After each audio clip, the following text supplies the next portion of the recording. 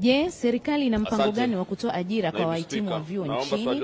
Swali hilo linapatiwa majibu na Mheshimiwa Naibu Waziri Deus Sangu.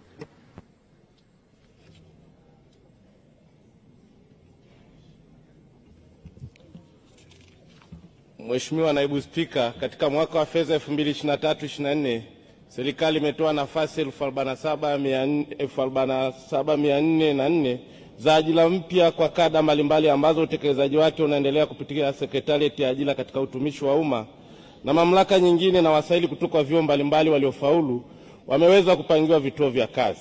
Mheshimiwa Naibu Spika, katika mwaka wa fedha 2024/25 serikali inatarajia kutoa ajira mpya 45,000 kwa kada mbalimbali ambalo utekelezaji wake utafanyika kabla ya mwaka huu wa fedha kuisha. Aidha, katika mwaka wa fedha 2025/26 serikali imeidhinisha jumla nafasi 41,500 za ajira mpya kwa kada mbalimbali ili kuweza kuajili wahitimu stahiki. Nashukuru Mheshimiwa Naibu Spika.